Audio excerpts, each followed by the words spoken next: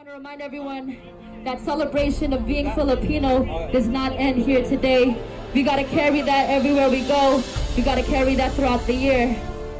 Spark, Connect, and Empower is a movement born in San Francisco to engender love and passion for Filipino heritage and culture among Filipino Americans. In the process, connecting them and empowering them as individuals and collectively as a community. Pinoy ako! Proud ako! Pinoy ako! Proud ako! Pinoy ako! Proud ako! Pinoy ako! Proud ako! Spark, connect, empower, Pinoy ako! Spark, connect, empower, Pinoy ako! Spark, connect, empower, Pinoy ako! Spark, connect, empower, Pinoy ako! Listen, Phil, I'm to the next generation. Millennials, you are the future of the nation. Embrace your past, be proud of who you are. Spark, ignite your pride and curiosity. Connect with one another and with your ancestry. Empower, be the forefront of the community. Be proud of who you are. Pinay ako, taas noo, ang mamalaki ko sa buong mundo. Pinoy ako, at proud ako. I'm proud to be who I am. I'm proud to be a Pinoy. Pinoy ako, proud ako.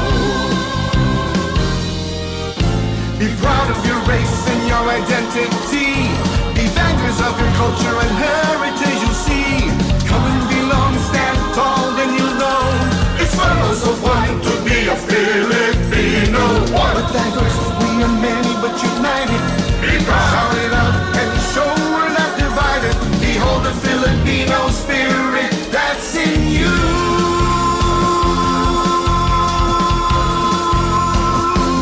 Pinay ako, taas noo, mamalaki ko sa buong mundo.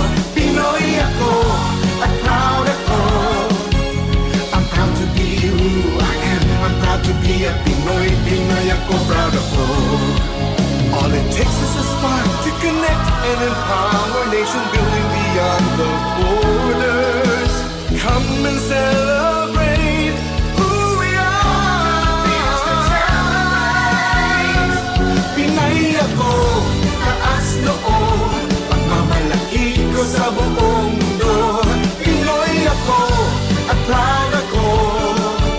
I'm proud to be who I am. Yes! Pinay ako, taas noo, pagmamalaki ko sa buong mundo. Pinoy ako, at proud ako. I'm proud to be who I am. I'm proud to be a Pinoy. I'm proud to be who I am. Yes, I'm proud. I'm proud to be who I am. So proud. I'm proud to be who I am. I'm proud to be a Pinoy.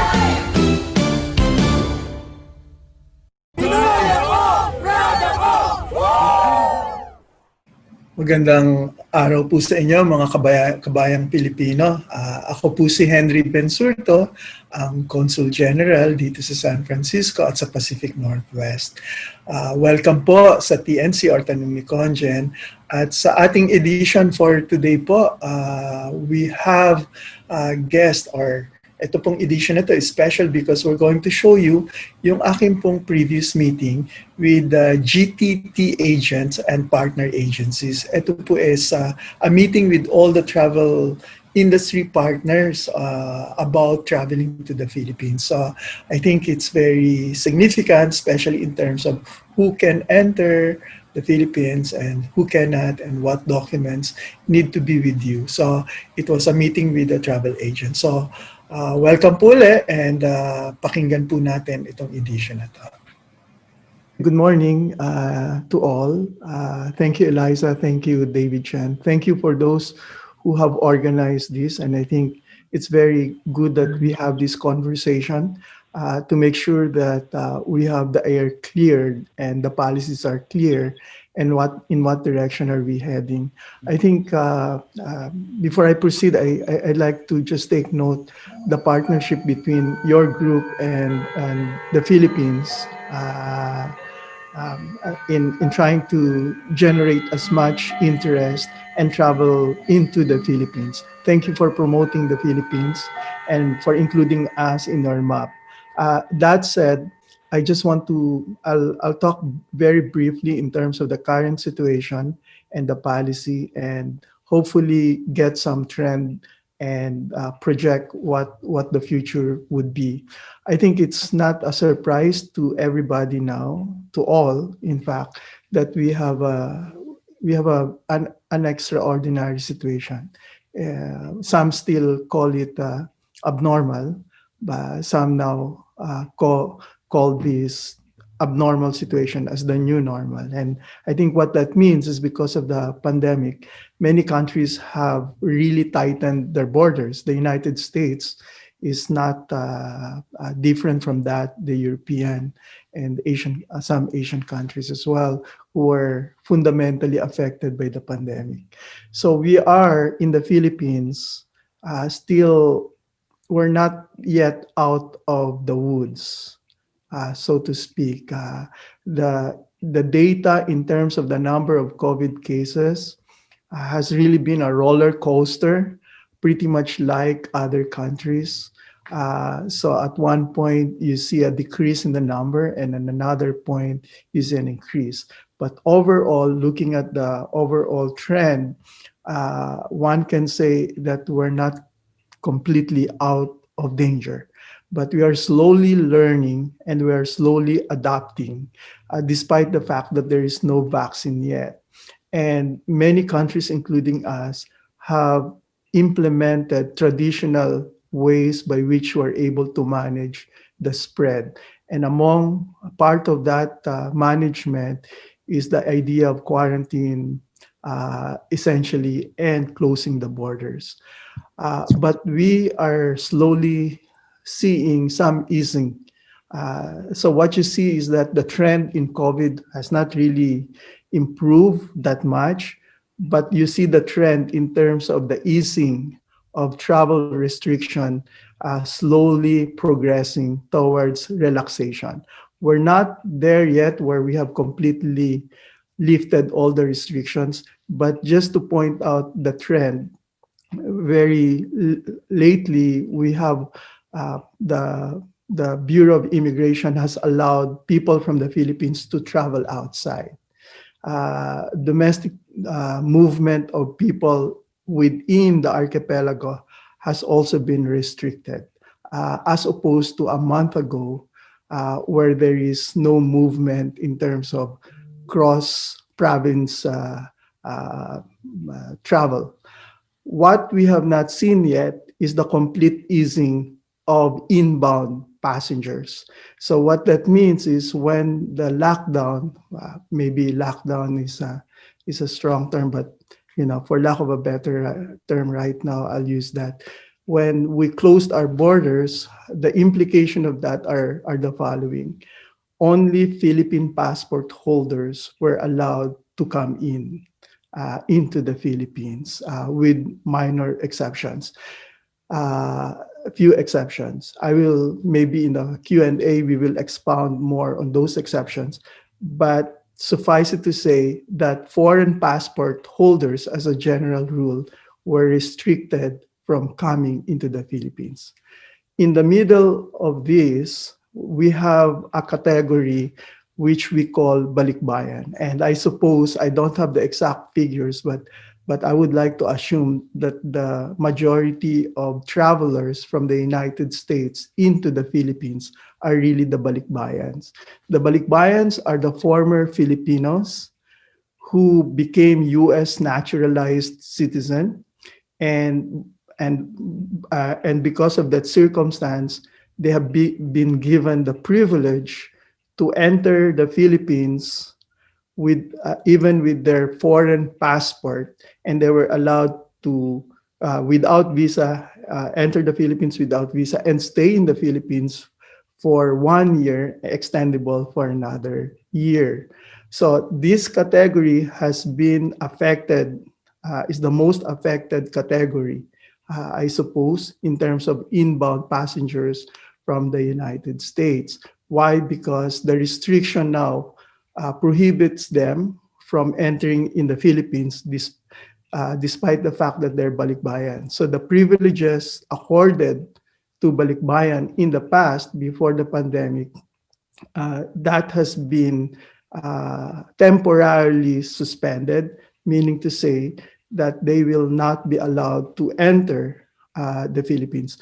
That situation has not changed fundamentally, but there has been some easing in the restriction in terms of those foreign passport holders who are directly related to a Filipino citizen, meaning a spouse, a minor child or children, and a Filipino parent. These are the three exemptions by which foreign passport holders are allowed to enter the Philippines despite the fact that they hold or they carry a foreign passport. The only requirement, in addition to the relationship in these three categories, is that they also must secure an entry visa, which is really any kind of visa, but majority is temporary visitors visa, or tourism, as a general term that you use, tourist visa. So these are the two requirements for those foreign passport holders. We have not seen, to this day, we have not received any guidelines lifting this restriction, but I can tell you that we have already made several recommendations to Manila to keep on looking and reanalyzing, reassessing this policy towards the end of gradually easing them or lifting the restriction on balikbayan. So we have a pending request to Manila, but in Manila, this is not the policy is determined not by the Department of Foreign Affairs, not by the Bureau of Immigration, but it's really an interagency task force group, which is composed of all the critical departments. By that, I refer to the Department of Health, Department of Tourism, Department of Foreign Affairs, Department of Justice, Office of the President. So all the critical departments are represented in the interagency. So this is not a call by the Bureau of Immigration. This is really not a call by the Department of Foreign Affairs, but this is really a collegial decision by that task force. So just to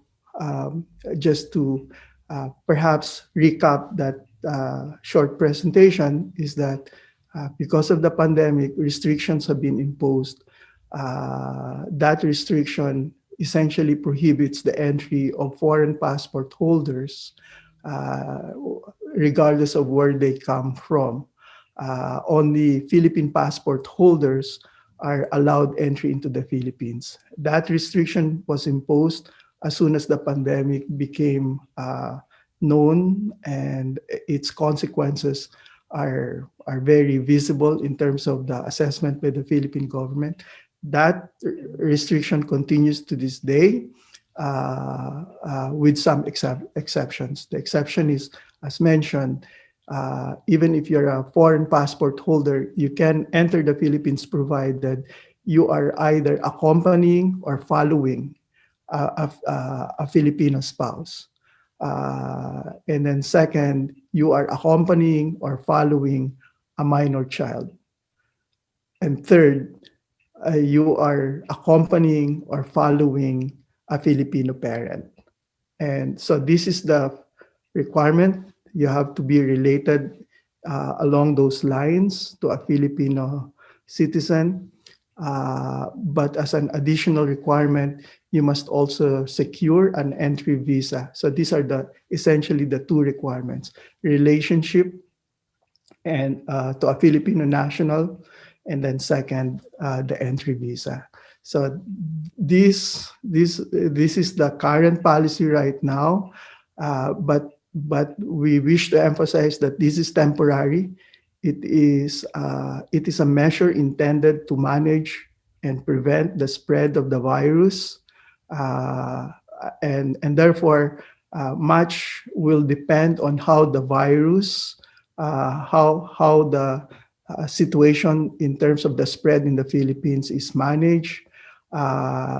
What that means, therefore, is there is a direct correlation, more or less, in terms of the COVID situation in the Philippines and the restriction. What that means in practical terms is as soon as the COVID number goes down, or if the task force sees that it is in a situation where it is able to manage effectively the spread of the virus, it will have a direct implication in terms of the easing of the travel. We have already seen the impact, even if there is no significant downtrend on the virus, the fact that we're able to manage it on a different level, it has an implication already in terms of the outbound trip. And therefore, this is an indication, at least, I'm not saying this with certainty, but I think it's a good positive development that eventually will spill over in terms of inbound traffic. But when exactly that is going to happen, I cannot give you any timeline. I can only somehow forecast that eventually this will have some impact in terms of outbound travel. So I think with that, maybe it's good to open the discussion, and I leave it to you, David and Eliza, in terms of the Q&A. But good morning to all again. Sir, Salil, you want to say something from DOT? Yeah, so thank you so much, ConGen Henry. So as mentioned a while ago, for any information about the latest Philippine travel advisory and about tourism, domestic tourism in the Philippines, you could visit our website, philippinetourismusa.com. So we can proceed with the Q&A now, Eliza. So I believe we have questions now from the chat room. Eliza, can I Sure. apologize. Can I Sure, yes, interject ConGen. Yes. before you proceed? I think I just want to emphasize that this time I think it's very.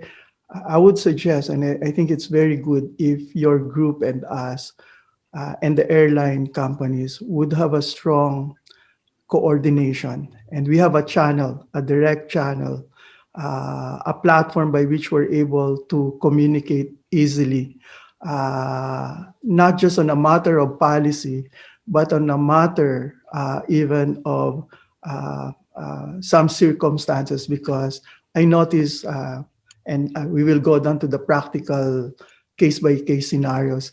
We've noticed that because of it, the restriction and the fact that it was you have these changes every now and then created some confusion both in terms of the airlines, the immigration people, the airport authorities. And so we have seen some cases whereby passengers who really can enter the Philippines have not been allowed to board the aircraft, or they were offloaded somewhere in Guam or somewhere in South Korea, and then get stranded because of the confusion on whether or not these passengers are compliant with the requirements. So we have to have a system by which we have to have some definitive certainty in terms of the requirements. And if in case there are cases where there is confusion, there has to be a line of communication by which we're able to convey to the airline exactly what the policy is, what the requirements is. We can, or if there is a need to kind of examine the documents and provide certainty, we have those possibilities. One, for the convenience of the passengers, and also for the airline and the travel agencies, because we are all affected.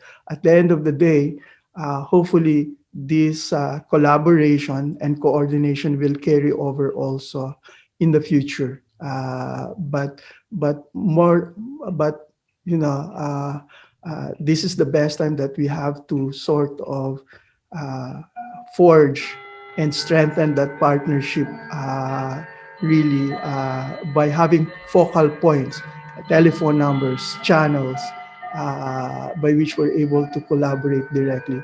The other thing is, it is very important that there has to be a wide dissemination of information, not only dissemination and widespread uh, um, for this information to reach as many, but the correct information. So two things: correct information and the information to reach as many people as possible. And we see the travel agencies, the airline, as partners in this respect. And people normally go to you before they go to the Philippines as well. And so you must be armed and equipped with the right information as well to tell your clients. And so uh, I think this is the point. And along these lines, we want you to be well coordinated with us and us with you through the websites, through our websites, uh, telephones, emails, however that goes. The operationalization of this coordination, we can, my consuls can discuss with you later on, and Soleil. But I think the whole idea is we have to work together very closely on this. Thank you. Thank you, ConGen. I want to any one of you, if you have a question, please put it on the chat room, so that way we can read your questions. But let's start it from my questions. I would like to know because a lot of carriers, of course, Philippine Airlines, they know the policy, the requirements very well. But other airlines, especially when they need to transit to their hub, okay, and then they want to know that if the passengers, they not holding Filipino passport, but they do have the citizenship certificates, the original one. Is that allowed also with the other carriers for passenger to Thank board? you, Eliza. There are two parts to your question. The first part is with respect to the airlines. How do they know that what documents they should carry? And then second is, what are the other alternative documents aside from the Philippine passport? Let me go to the first point because I'd like to concentrate also on the process of coordination and how information need to trickle down to the people on the ground, including the airlines, the salesperson, the ticket person at the airport. And along that line, I'm very grateful that you have this forum. I understand that there are some airlines representatives who are part of this chat right now, of this conversation. So we're grateful for that. It will be good that there should, and if there's a follow up to this also, or another forum with the airlines, so that we can train, we can update, we can inform directly, and if focal persons could also be identified, so that when we have an SOS situation, then they know exactly from the consulate who among us or from us could verify the document.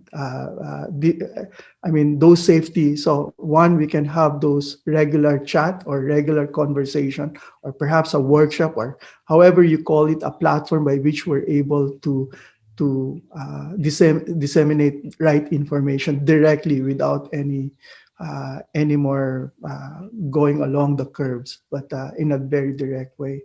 So if that can be done, that's good. To the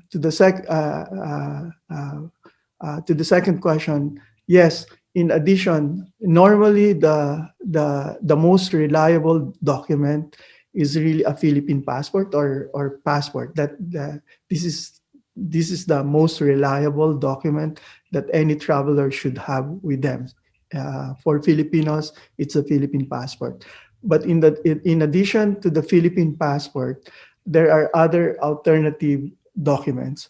One of these is what we refer to or we call the travel document. It is a one-way trip into the Philippines. It's just a paper with the seal and the certification signed by the consulate indicating the name of the person, his citizenship, and the travel itinerary. So this serves as a notice for immigration officials in the Philippines. When they see this, they will allow the person to enter. And so airlines, when they see this, they should also allow the passenger to board the aircraft, because this is a valid document, an official document with an official seal of the Republic of the Philippines that would allow them entry, and Bureau of Immigration will allow them.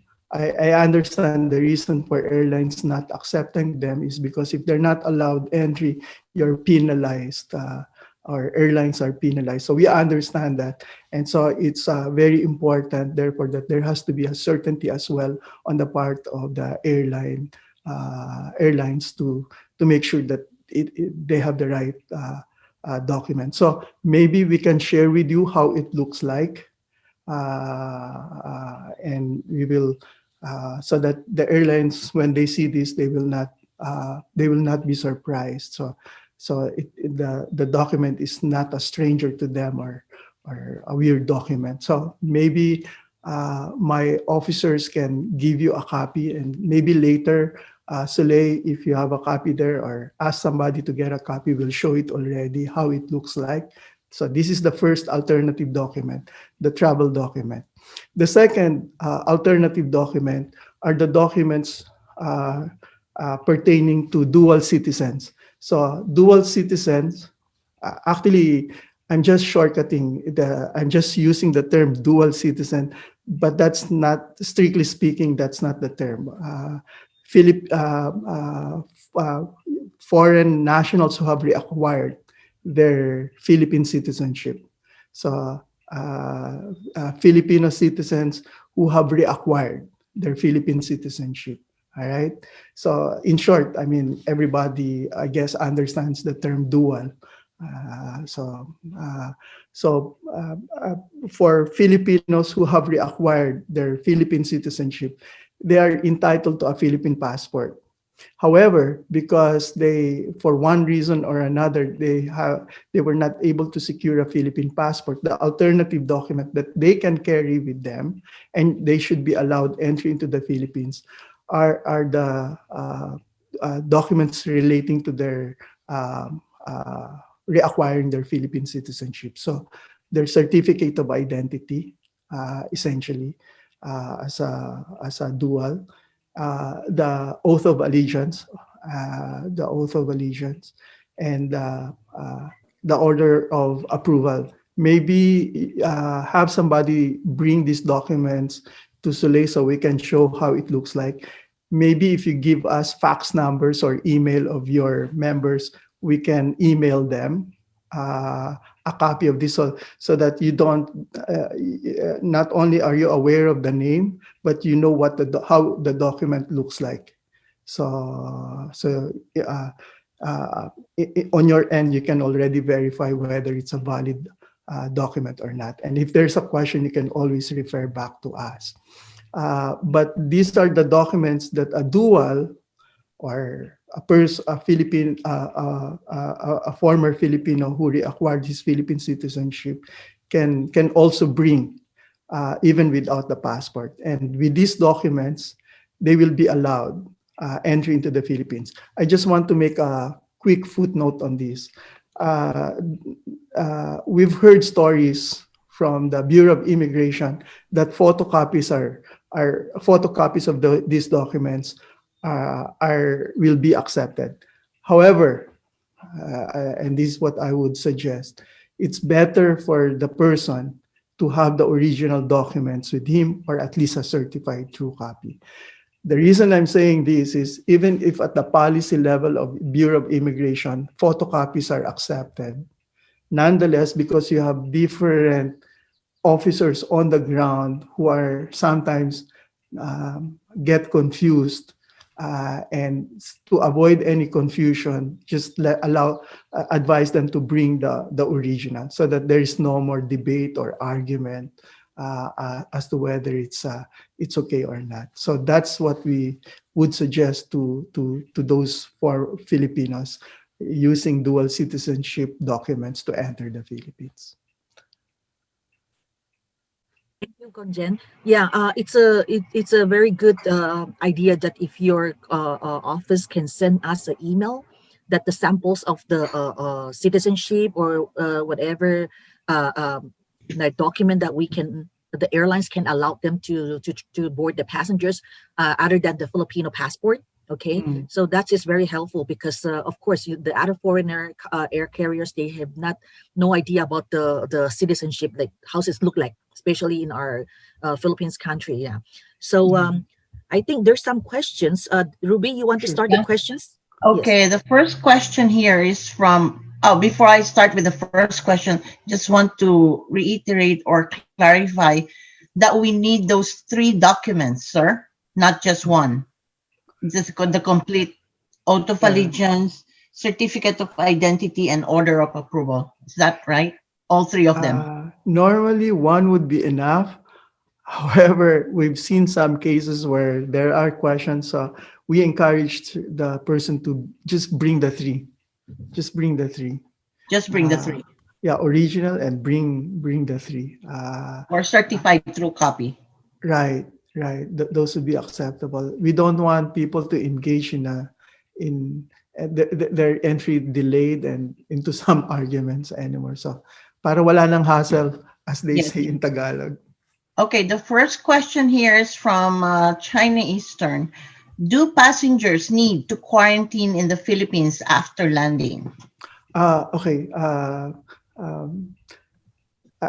Before answering that, I just want to emphasize, some people thought that before they can enter the Philippines, they have to have some test before before flying into the Board- Philippines. It's boarding, not yeah. necessary, because when you get into the Philippines, whether or not you've been tested abroad, you will be tested again. And so two things. When you arrive in the Philippines, in addition to those travel documents, there will be two additional things that will be required of you. One is mandatory testing for COVID. And then second, you will be put on a quarantine. But let me explain the quarantine procedure. The quarantine really is, technically it's 15 days, but you don't have to spend 15 days in a hotel. So when you enter, all of the inbound arrivals, they will be subjected to a quarantine in a hotel. So not any hotel, but an accredited hotel. So I strongly suggest that travel agencies, it's good if you have a copy of those accredited hotels. So before arriving in the Philippines, the traveler must already indicate which or reserve which hotel to stay to, so of their choice, but provided it's included in the list. So they have a choice, and it's strongly suggested that you book already. Don't book for the entire 15 days. Book only for 2 to 3 days, essentially. Why? Because as soon as you arrive, you will be tested, and the result will come out either anywhere between 2 to 5 days. You will be, while waiting for the result, you will be required to stay in the hotel. So if the result comes out in 2 days time, then you can get out of the hotel also after you get the result, provided it's negative. If it's on the 5th day, then you can get out of the hotel on the 5th day once you get the result, provided it is negative. But if it is so you don't have to stay the entire 15 days in the hotel. But you still have to spend cautiously your stay outside of the hotel in your residence with precaution. So if you can push it to the 15th day without going out, better. Uh, but what if the result is positive? Positive. Now that's if it is positive, the Department of Health will come in and will give you the guidelines on where to spend the quarantine, essentially. And this is a subject for discussion between the Department of Health representative and the person concerned. By the way, we have also made a suggestion for the testing to decongest the airport, and hopefully this is now being assessed in Manila. If they to decongest the testing in the airport, we've suggested that the testing be done in the hotel instead, so to disperse to so that to free the bottleneck in the airport. But I'm just indicating that this is a pending recommendation that we have for Manila. Because one of the problem why they are restricting the entry of foreign nationals also is the bottleneck in the airport. And so hopefully if we find we're able to manage this better by dispersing the testing centers at the hotel, that could also be a factor in the easing of inbound passengers eventually. ConGen. Hi, yes. Hi, ConGen. This is Hi, Ivan. Ivan. You know, recognize based you on my with your Gengis Khan look. Thank you. Hope you're doing well there. Anyway, based on my experience from the past passengers that we recently have, they said that the Philippine Airlines have their own testing facility, which only takes only 10 hours. So they only book one night. So I just want to clarify this because most of them already confirmed that they were only, assured of 10 hours, for them to wait for the result to be tested, to be taken, and they were only required to have one night hotel stay. Well, And most of them already really they experienced this. It's almost 10 hours only via Philippine Airlines because of their own testing facility. And as usual, they were able really to be off the next day to be able to get out once their result is negative. okay. Thank you, Ivan. In principle, where the testing can be done by legitimate providers. So inbound passengers are not limited or forced or mandated to go into one testing provider. No? So at the airport, there will be several. Some airlines, including Philippine Airlines, I'm not sure if other airlines have gone into this, but at least you mentioned that Philippine Airlines have provided their own testing center at the airport for the convenience of their passengers. So if they can do this, fine, because that will also help. As you mentioned, this will facilitate the testing and would expedite the process and would only shorten their stay. Other airlines obviously are also, if they wish to do that, then they just have to coordinate appropriately with the airport authorities back home. But this is something that we're allowing different testing providers to come in, provided they're legitimate and they can do the testing. So sure, thank you to Philippine Airlines for doing that, and maybe for the other airlines, something that you wish to consider, or if it is not something that you can do directly, perhaps you can partner with a provider at the airport. But this is a business decision that that airlines will have to consider in the context of their own business plans, in the context of the pandemic. So you exercise that freedom, that leeway, how to do this and manage it. Ruby, you want to start the questions from the chat? Yes. Okay. The other first question here is how many U.S. passport holder are allowed to accompany a dual or a green card holder? Okay. All right. Thank you for that question.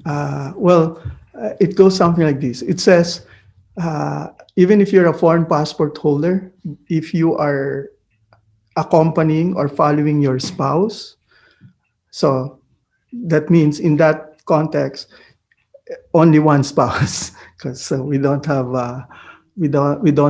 the concept of polygamy yet in the Philippines. So I suppose it's only one passport holder. And so in addition to the travel documents, that person who is a spouse must also carry with him a document, a marriage certificate, to prove his relationship with the Filipino spouse. So in that category, one foreign passport holder. The next is the children. If there is a minor child who is a Filipino, and the parents can accompany. So I suppose there should only be two parents at the most. So in that category or in that context, two foreign passport holders will be allowed to enter accompanying the minor or following the minor. And again, it will be good to bring, in addition to the passport, they should also bring a birth certificate to prove the relationship with the minor child. The other category is following a Filipino parent by a minor. So I suppose in that regard, if there are several children, but following their Filipino parent or accompanying their Filipino parent, regardless of the number of children, for as long as you're able to prove your relationship to the Filipino parent. So if there's one, or there are two or three or four, and it doesn't distinguish whether it's legitimate or illegitimate. The law does not make that distinction. Under our law, legitimate and illegitimate children are also looked in the same degree. So that should not be a problem for as long as you're able to prove your filial relation with the parent. So I guess that answers your question. Yes, ConGen, for the children accompanying the parent, the Filipino parent, children are U.S. They're supposed to be minor, right? Yes. Thank you for mentioning that. I want to emphasize, yes, they should be a minor. So it's like if there's a 25-year-old son who wants to accompany a Filipino parent, no. He won't or she won't. Okay, clarify. ConGen, what is the age considered as a minor? By law in the Philippines, 18 is the age of majority, so it should be less than 18.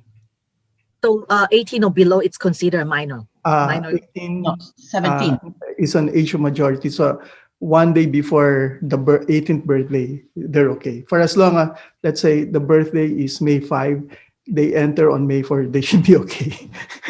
Okay. So technically, it's 17 years old. Yes. Okay. So can I make an example so that would make all the industry clear, understand? For example, the wife is Filipino passport, is still holding green card, and now she's married to American spouse. Okay, with maybe 2 or 3 minor child below age 17. So all the spouse and minor children can travel with the mom because the mom is holding Filipino passport, but they need to travel together. They need to apply visa, entry visa still. Yes. Okay. Yes. Able to board the flight to for Philippines, right? Yes. Okay. And then of course they have to bring the marriage certificate proof, the spouse, and then also birth certificate of the minor child that they are the parents. Yes. Okay. Indeed. Okay. This is clear. So this is applied to all airlines. All Yes. the airlines because for the okay. Yeah. Yes.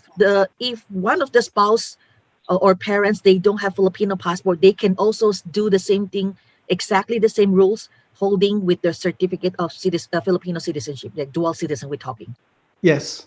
Okay, okay. So this is very clear.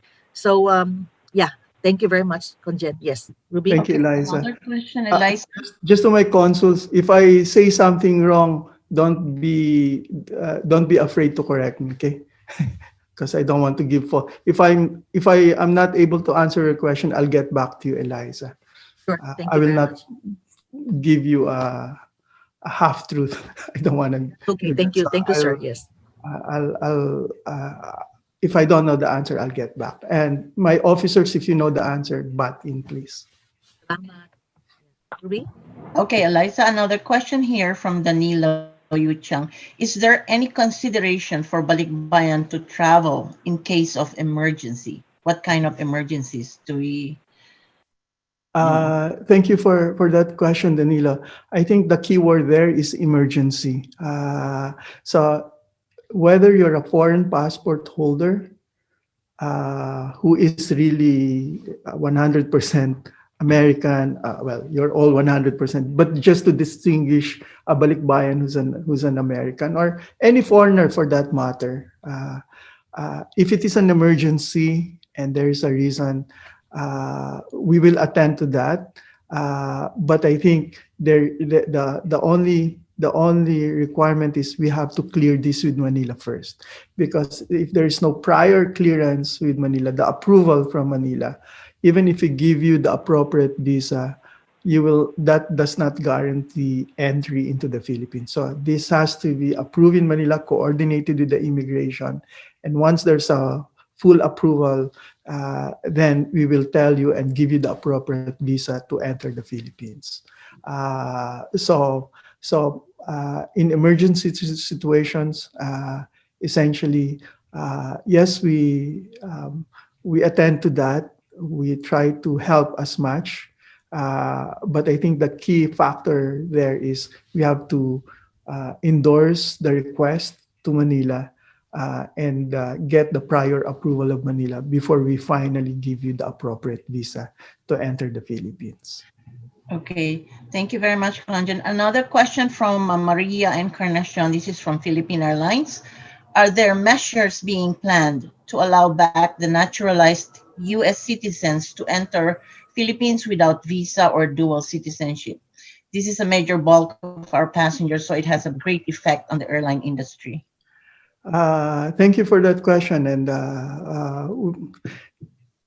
when the pandemic came and the restrictions were put into place, the most affected sector was the balikbayan.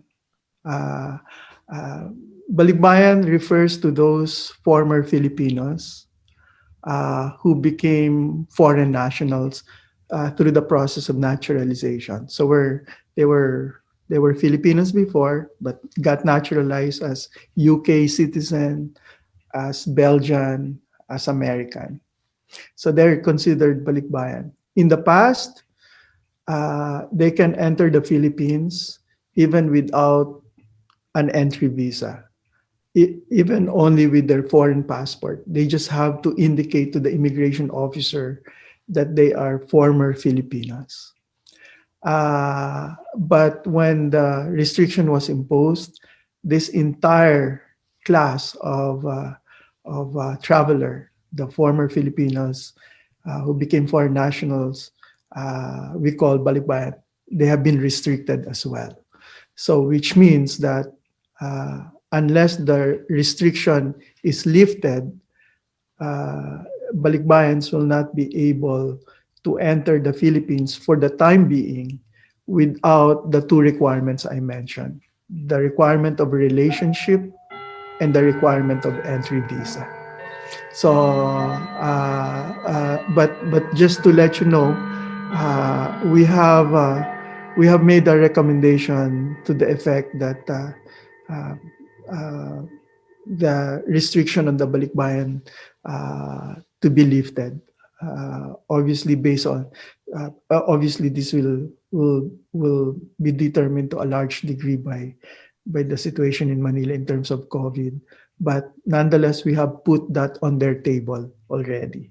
So even before you ask us for the easing of restriction on this category, we at the consulate have already made a recommendation for the task force to assess the situation and see whether or not the restriction on the balikbayans could already be lifted. So to answer your point directly, no, they cannot still enter unless they constitute part of the exemptions I mentioned, relationship and entry visa. Thank you very much, ConGen, for that. Here's a question from Sheila Mamurik. I believe she's from Arizona. For bringing ashes died on COVID, Health Department in Arizona does not issue certification that ashes is not contagious. So how can we help the family that brings the ashes? For the remains, I think number one, most of the right now, many because of the COVID, many are cremated already. And the fact that it's cremated, essentially, it cleanses whatever is the virus there. I don't think they will survive that high degree, of heat. But at any rate, as a matter of procedural documentary requirements, these are required. And usually the crematorium or the mortuary or the funeral, they would be able to secure these documents. What happens in this situation usually is we only certify, but all of the documents originate with the crematorium or the mortuary or the funeral homes. They will take care of all the documents needed, including the death certificate, certificate of cremation, sanitation, the health.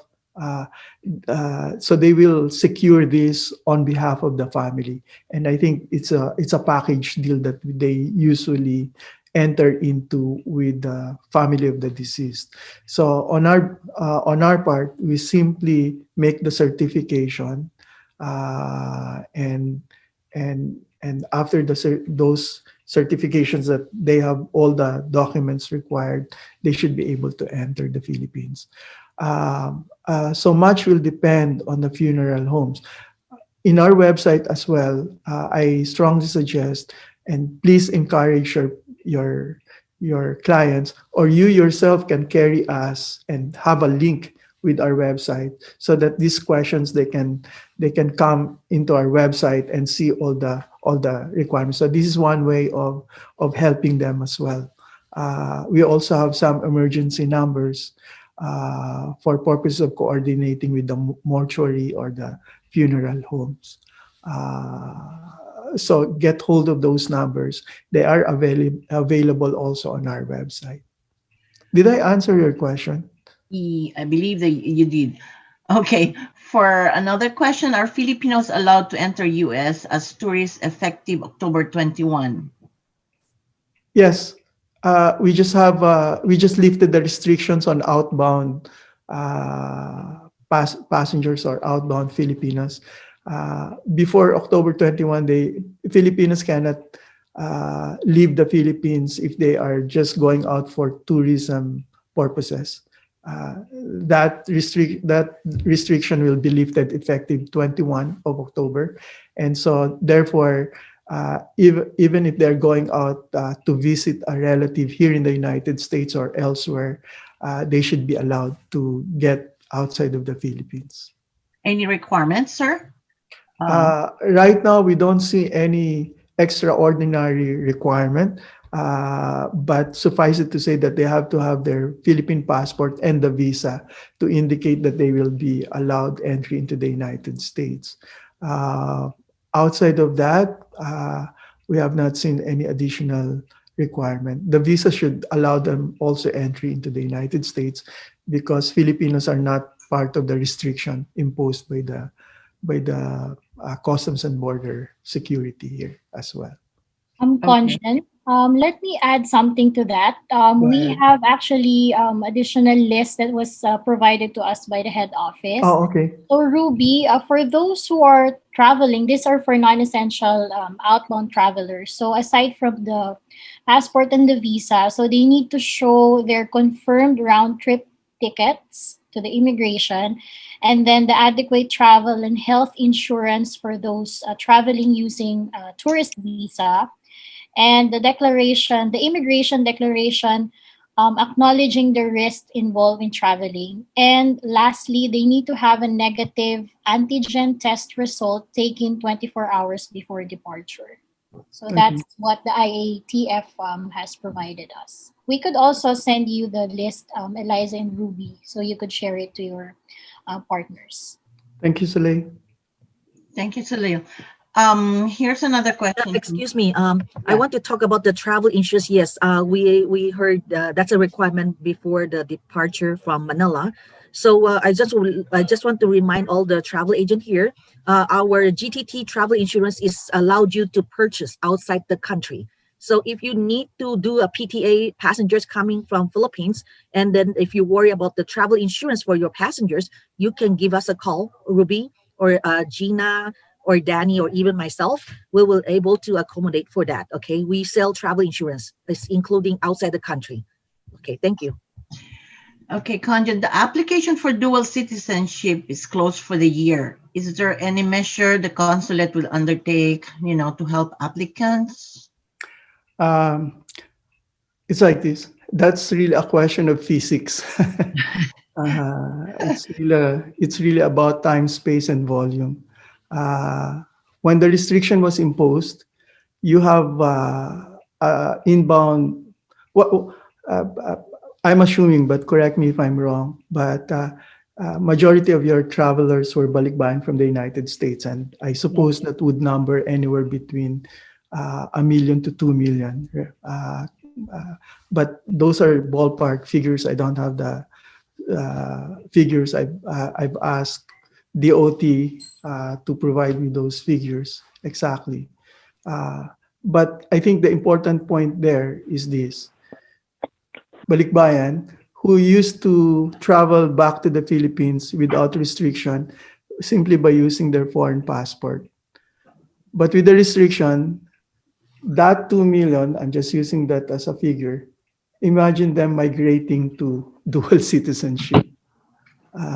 That 1 million or 2 million is great a number applying for dual citizenship.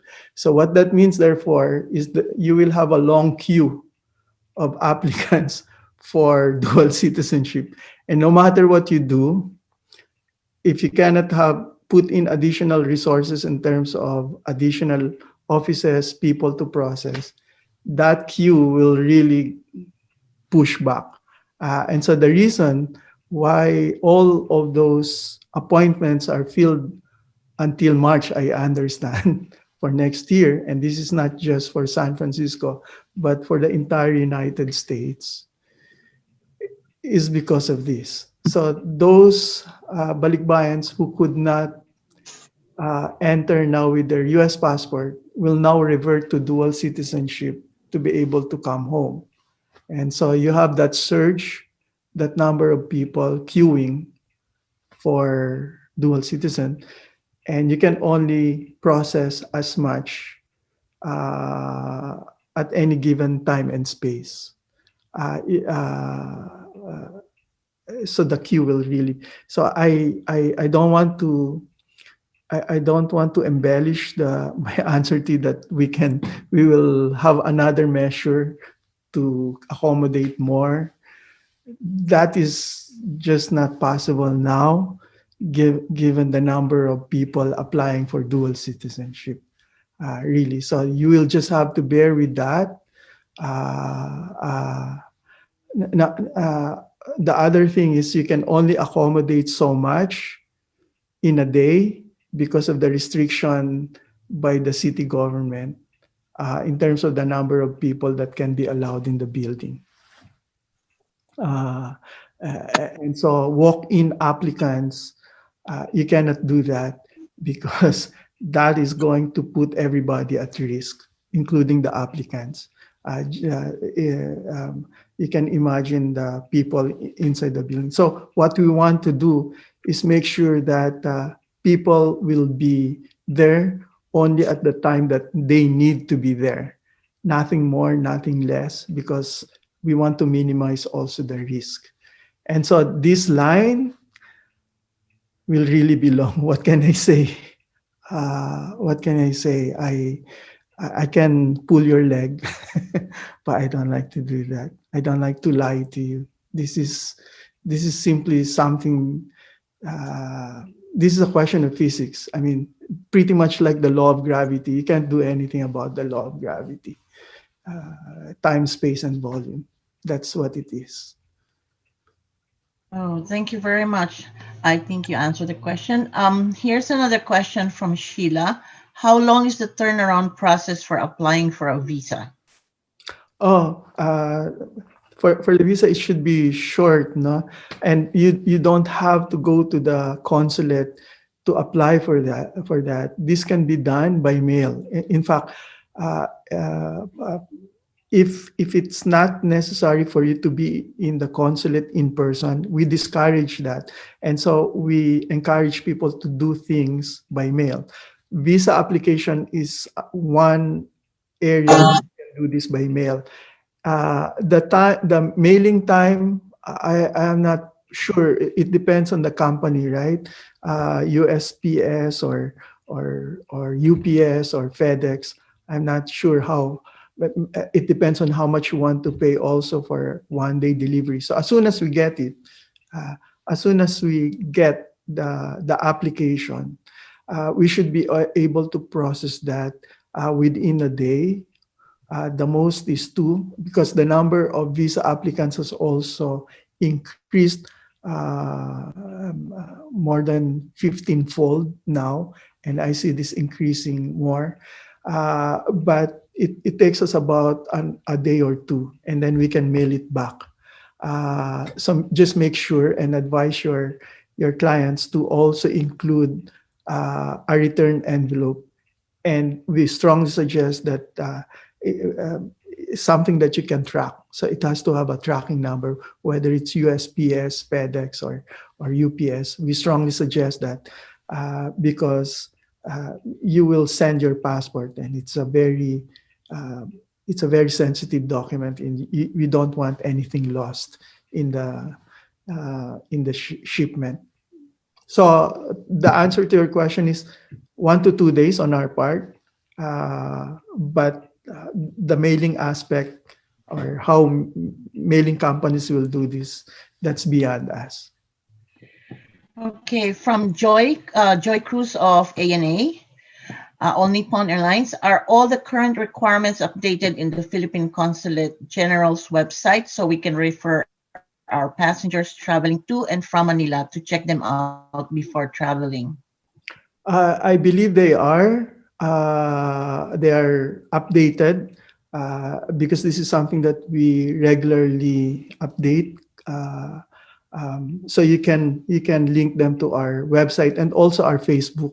The only thing is that sometimes, especially with the Facebook, and many people are using the Facebook, once you post it, the following day or as soon as you have another posting, it's pushed down.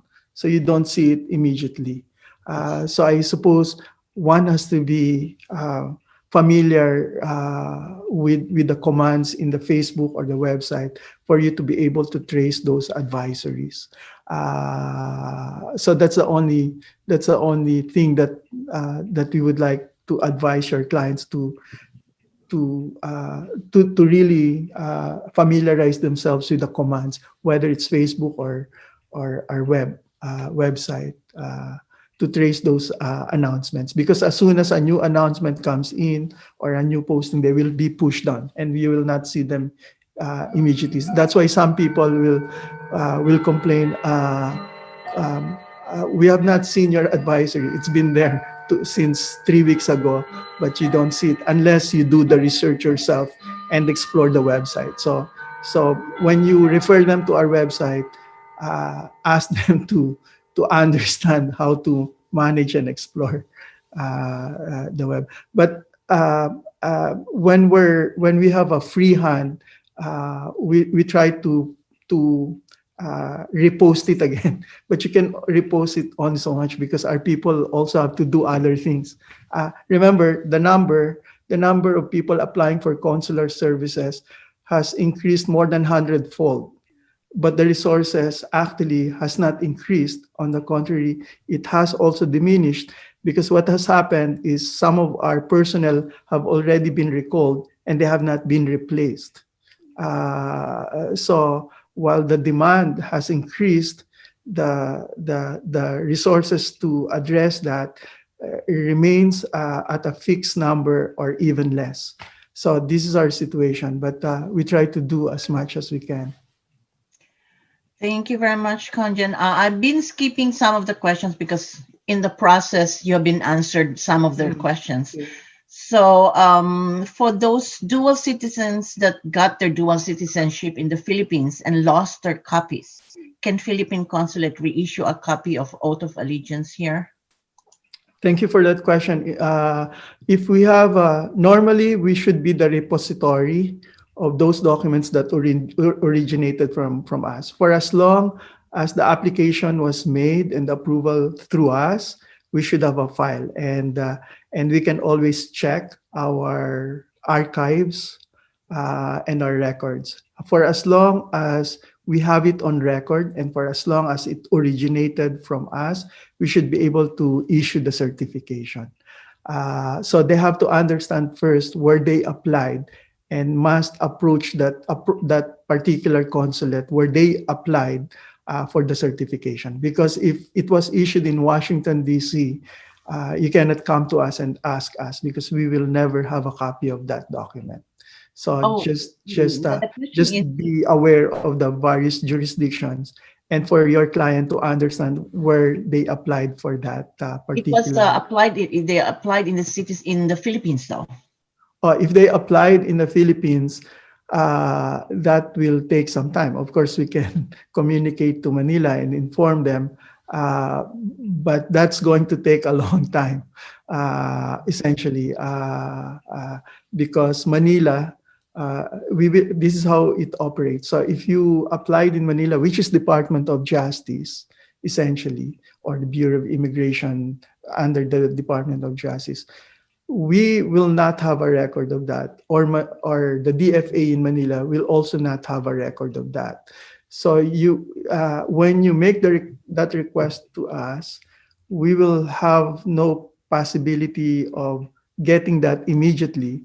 What will happen is, as part of our assistance to nationals, we will communicate this request to our home office in Manila, DFA, and then DFA Manila, or the Office of Consular Affairs, will endorse the request of the client for a certification to the Department of Justice.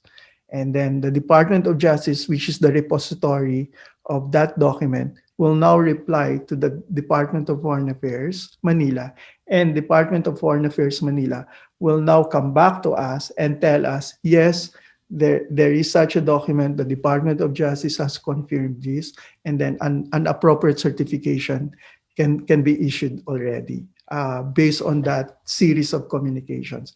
This is one way of getting that certification. The other way by which he can get the certification and cut the process is go directly to the Department of Justice, which is if your client has a relative back home in Manila, they can already apply for a certified true copy from the Department of Justice and then secure that and then perhaps FedEx it to your client. So these are two options by which your client can get a certified true copy. Okay, that's very clear. So does the consulate deal with NSO to request for birth certificates? No. No. This will have to be done directly by the client with NSO. I understand that they have a website. I also understand that sometimes their website has a problem. Some people have come to us that they could not get their birth certificate via the website of NSO. I cannot pretend to answer that question, and I don't know how that problem arises. Maybe it's a technical one, but to answer your question, we are not in a position, or we're not authorized to make that representation to your client. They will have to deal with NSO directly. There's one exception to this, and this pertains to this will pertain to people who were born in our jurisdiction, say San Francisco, and then they make a report of birth. What happens is that when a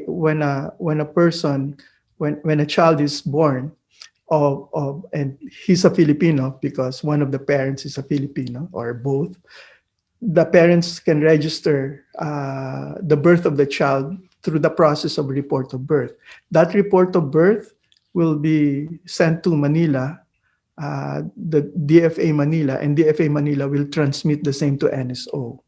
And then NSO will now issue a birth certificate to the person. In case you have difficulty getting that birth certificate, you can also secure a certified true copy of your report of birth from us. Because in that situation, we have a file copy of your application. So anything where we have a file copy because you applied to us, we should be able to help even in a limited way. To the extent of giving you a certified true copy of the report of birth, which is also in lieu of the birth certificate, we can do that.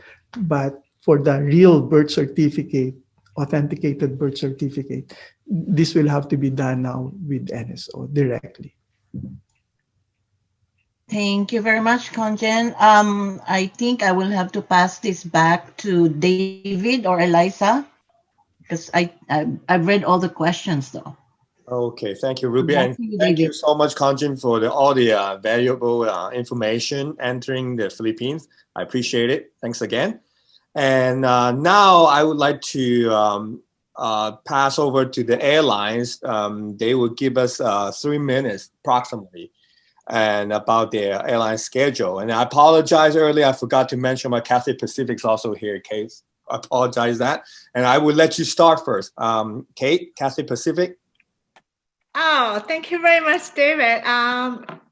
It's okay. It's okay. I'm not really that hurt, but yeah, thank you. First of all, to thank you, GTT and David and GTT San Francisco office to have us such a great webinar. We learned a lot from it. And once again, this is Kate from Cathay Pacific Airways. And I would like to quickly update about Cathay's schedule from USA to Philippines. In November, we have 4 flights from Los Angeles, 3 flights from San Francisco, and 3 flights from JFK to Hong Kong. And we have daily flight from Hong Kong to Manila and 2 flights to Cebu. For those flights can do same day connection, the stopover in Hong Kong time will be less than 2 hours, which is very good connecting schedule.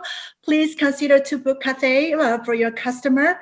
If you have any questions, please contact GTT, and I will be more than happy to help you with anything.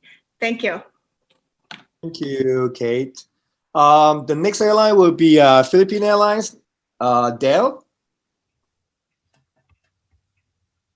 Yes, good morning, ConGen, the consuls, the beautiful lady of PDOT, and of course, thank you, GTT, for hosting this webinar, and to our friendly competitors and our beloved sub-agents. Now, for Philippine Airlines, for October, we just have 2 flights a week, which is Wednesday and Saturday. And for November, we are increasing it to 3 times a week. We added Monday, so it's Monday, Wednesday, and Saturday. But at the last week of November, we are adding 2 more frequency. That makes it 5 times already for the last week of November, which is Monday and Sunday. And we will continue this hopefully until December 13, and we plan to operate daily starting December 14 all the way to up to end of December. So we are asking for your help to promote your own airline, Philippine Airlines. And if I may mention also the other destinations like New York and Honolulu, for the month of October, we still maintain once a week frequency. And for New York and for LA, 4 times a week. But we will gradually increase this as the demand increases. Now for as I've said, US is a huge market, and all of us we have enough share of the big pie, and that we can bring revenue to our respective companies. So this pandemic opens our eyes that we should not really compete or kill each other. Instead, we should help each other to survive. Thank you. Thank you, Del. And I would like to turn over to Japan Airlines, Kenji-san.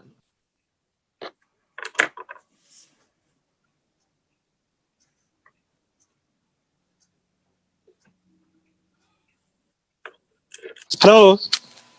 Yes, Kenji. Go Hi, ahead. can you hear me? Sorry, I'm sorry, I was on mute. I'm sorry. Hi, everyone. First of all, thank you, Eliza and David, everyone, GTT, for inviting us today. And of course, big support during this pandemic. And then this is Kenji from Japan Airlines. And also, I do have Steve Katayama on this call too, who is my manager. And is Steve still here? Yes, I'm here. Thank you, Okay. Kenji. Thank Yes. you, David, and everyone for your support. And also, Constantine and Bensurto, thank you very much for the valuable information shared. I'll let Kenji take over and give you information about our new schedules and such. Thank you. Okay, so from Japan Airlines, I'm happy that we have been able to increase so many flights, not only between North America and Japan, but also between Japan and the Philippines. And we have already resumed almost all North American routes, not only San Francisco, but also LAX, Chicago, and Dallas and JFK. And also starting next month, we are going to have 3 flights a week from Tokyo to Manila, and every day from Manila to Tokyo. So which should give so many options to your customers. And not only San Francisco flight, but also all other US routes can be connected to and from Manila on the same day at the Narita airport. So hopefully, we can add more and more flights as the things, gets better. And also, this is just a reminder, as long as they remain a transit area in Japan, Japan still allows people to transit in Japan without any restriction or special documents. So I just wanted to say, I'm sure we can go through this crisis as quickly as possible. But in the meantime, if there's anything we can do during this pandemic, just let us know, and hope to see your customer on Japan Airlines flights. And also, I do hope we can help all Filipino families to reunion for Christmas and New Year's. Okay, thank you very much. Thank you, Kenji and Steve. Yep. And the next airline will be All Nippon Airways. Masa or Joy, please. Hi, good morning, everyone. Can you hear me? Yes, we can hear you. Yes. My name's Joy, and I'd like to thank you, David, Eliza, the Consulate General, and his office in Department of Tourism for inviting us to this informative webinar. So my name's Joy from ANA, All Nippon Airways Sales Office, and also on this call is our sales manager, Masa Ikeda. So now we'd like to briefly share our current flight schedule to Japan and to Manila. As you know, we used to have daily flights to Tokyo, Narita from San Francisco and San Jose, but due to the current situation and travel restrictions, we only have 3 nonstop flights per week between San Francisco and Narita on Mondays, Thursdays, and Saturdays. Started last summer until November. So our schedule updates for December will be released by the end of this month. For our flights from Narita to Manila, it has also been suspended, but we do have service from Manila to Narita 5 times a week, Mondays, Wednesdays, Thursdays, Saturdays, and Sundays. So your passengers can take same-day connections from Manila to San Francisco via Narita on Mondays, Thursdays, and Saturdays. But please always double check your GDS for updated flight schedules. And we also have flights from Los Angeles to Manila, or from Manila to Los Angeles right now.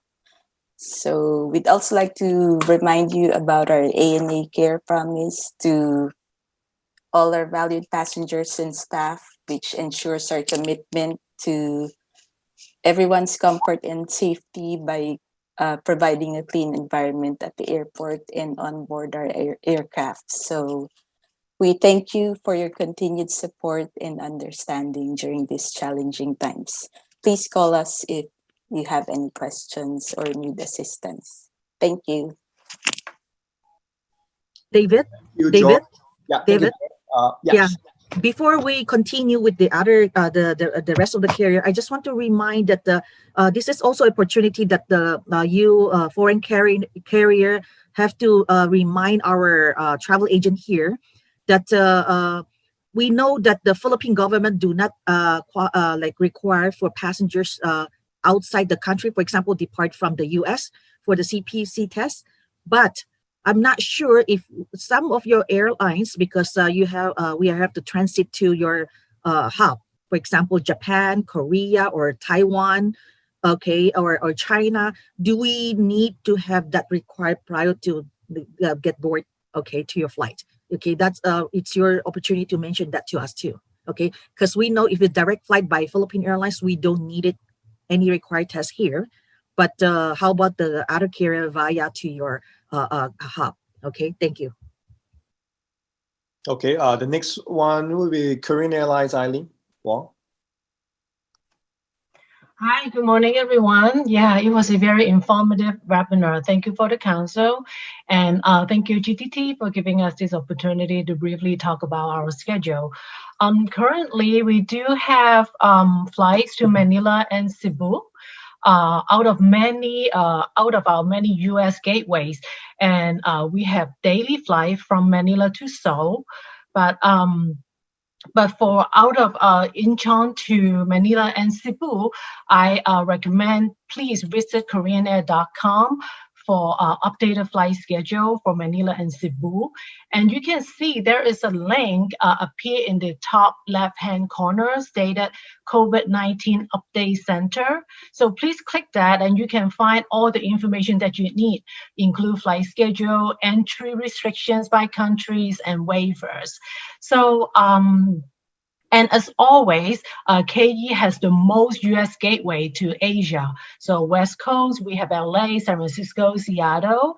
And going to the East, we have New York, Washington, DC, Boston, Atlanta, Chicago, and Dallas. And also, we have implemented a Care First program that puts the health and safety of our passenger as our top priority. So, and lastly, I also wanted to share with you all the exciting news that Incheon International Airport, first in Asia Pacific to receive health accreditation. So that means travel with Korean Air, you can be sure that we have raised the standard by putting measures in place to help all of your passengers safe. So regarding the COVID test that Eliza mentioned earlier, travel with Korean Air via Incheon, we do not need COVID tests. So that's it. Thank you. But return from Philippines to the US then is a yes. So need a COVID test at Incheon Airport. Okay, thank you, Eileen. Sure. Next carrier would be China Airlines. Jennifer, you, please. Good morning, everyone. This is Jennifer from China Airlines. Thank you, GTT, to give this opportunity to share all the information. So during this pandemic period, San Francisco to Southeast Asia, all the transit passengers, they are not required to have the COVID test. Once they have to transit in Taipei Airport within 8-hour period. So that would be okay. And for the coming November and December schedule, from San Francisco to Manila, we have 3 flights a week. which is every Tuesday, Thursday, and Saturday. And also Los Angeles also have 3 flights per week. It's Monday, Wednesday, and Friday. And Vancouver also have 2 flights per week, which is Tuesday and Saturday. We don't have a service from Ontario for the coming November and December. For the JFK, we do have 2 flights a month, so which is every other Saturday. So if you need more detail about the schedule, please just visit our website. So that's all my update. Thank you for this opportunity to share all the information. Thank you, Eliza and David. Thank you. Thank you, Jennifer. And the last but not least, China Eastern Airlines, Kenny. Hi everyone, this is Kenny with China Eastern Airlines, and today, in addition to me, we do have Sherry Chan and Kelvin and Grace attend this meeting. Once again, thank you GTT, Eliza, David, and Philippine Consulate and the Tourism Department to host this webinar to let us have an update for all the information regarding the Philippines. Yes, based on the recent pandemic situations, China Eastern Airlines followed the policy from the Civil Aviation Administration of China. We operate 2 non-stop services weekly from New York to PPG Pudong, Shanghai for this stage, in which is every Monday and Wednesday. The flight number is MU 588-588. Departing time at 3:25 p.m. and arrival time is 7:15 p.m. However, we didn't have a schedule from San Francisco and Los Angeles up till December for the time being. At New York and China Eastern depart from JFK John Kennedy International Airport. The route from JFK to PVG is operated with the Boeing 777-300ER aircraft. The return flight from PVG to JFK, China Eastern also operated 2 flights weekly, in which is departing at 11:30 a.m. and arrival time is at 1:25 p.m. every Monday and Tuesday, and this is same-day arrival. But however, and China Eastern Airlines has decided temporarily suspend the transportation of passengers from USA to third country via China or Shanghai, as required by the Pandemic Prevention and Control, so that any foreigner if transit in Shanghai will be quarantined for 14 days at designated facility with own expenses. As far as the downline service from Pudong to Philippines, Manila, China Eastern Airlines operate 1 flight weekly, in which is every Tuesday. The flight number is MU212. Departs at 4:55 a.m. and arrival time is 8:30 a.m. morning. The return flight is MU211 from Manila to PVG.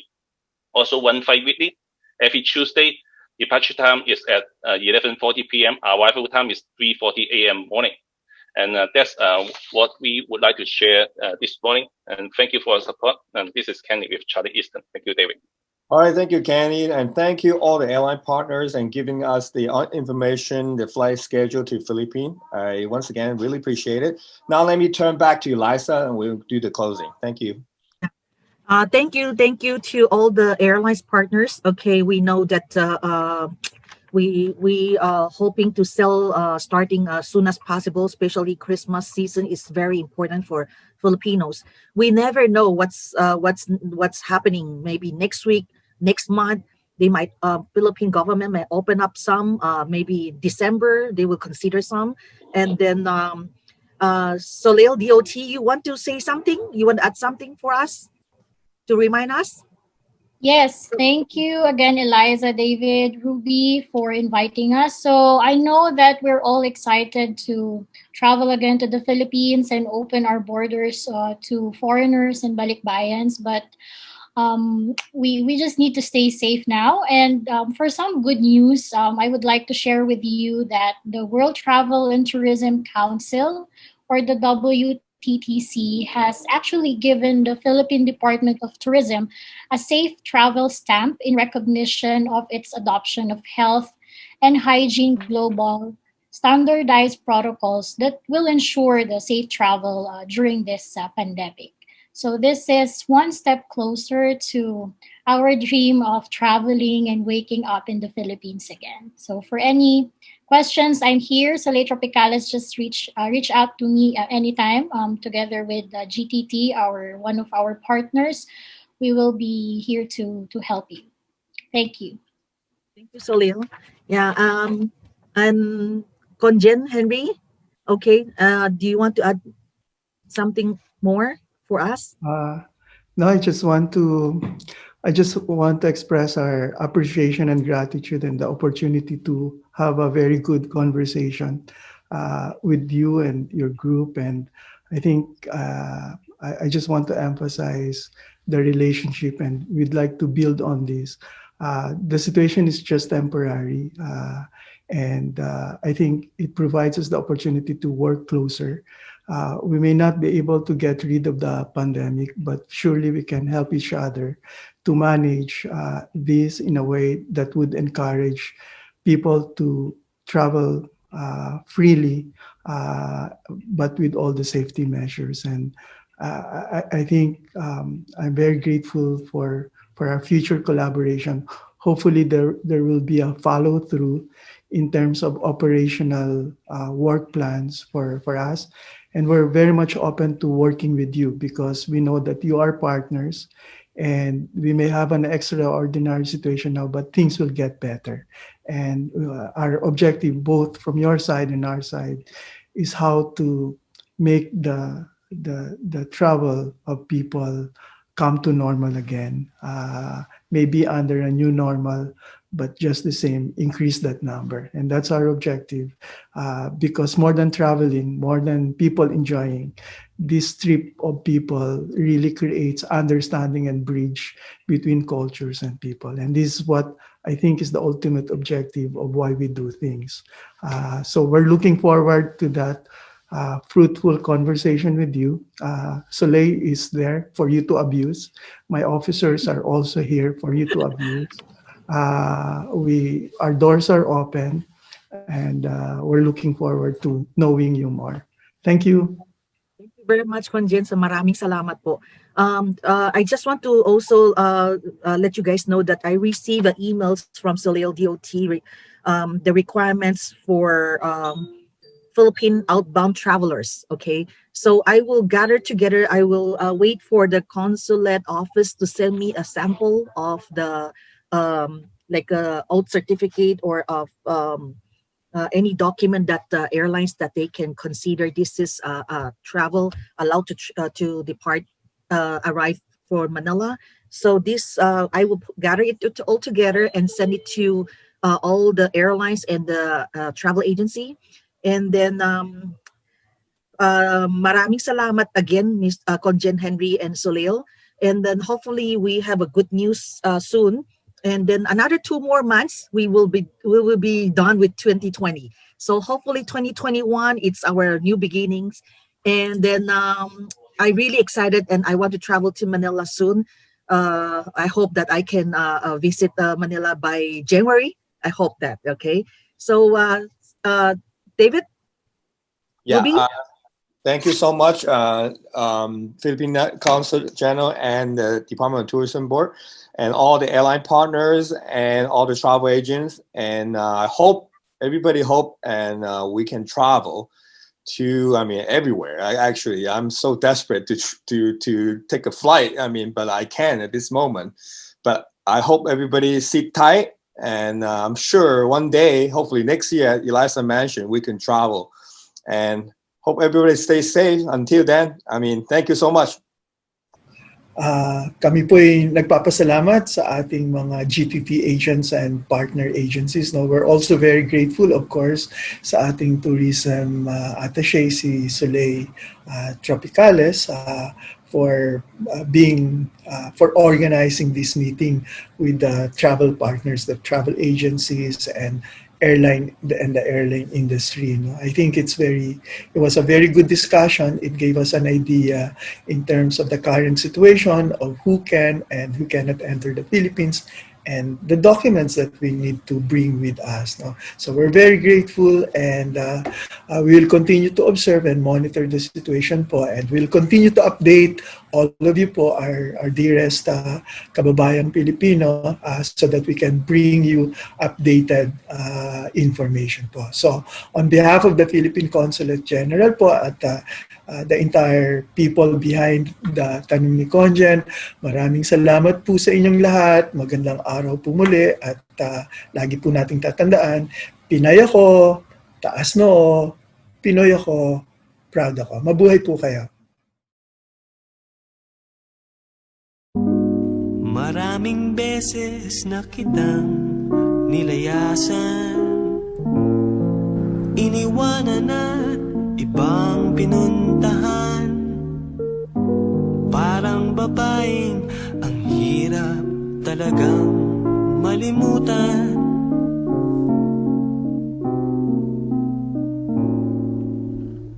Ikaw lamang ang aking laging pinabalikan.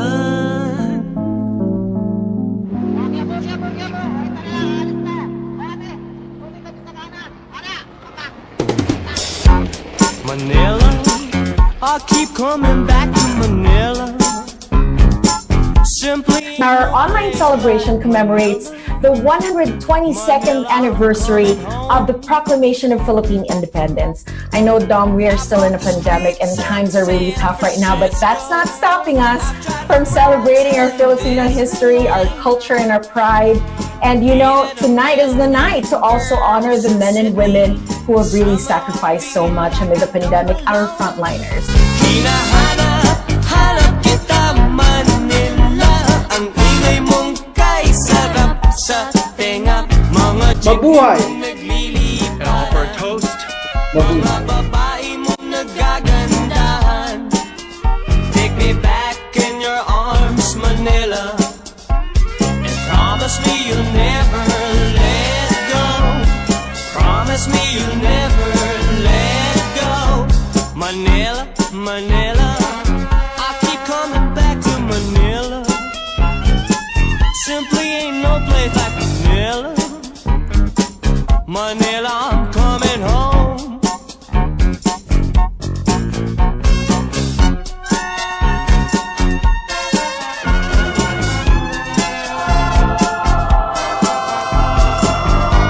That was a phenomenal performance. Good morning there in Manila.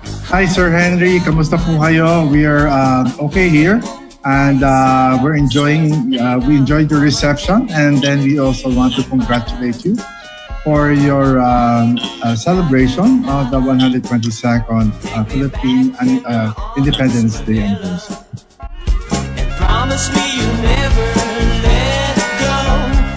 Promise me you'll never. Ryan Kayabyab and the Ryan Kayabyab Singers, thank you very much. Now, to cap our program, we wish to leave you with a video prepared by the Philippine Consulate General in San Francisco to honor Filipino frontliners all over the world. Mabuhay po kayo. From the bottom of our hearts, thank you very much po, and have a good night or have a good morning. Thank you. Good night. Pinoy ako, proud ako.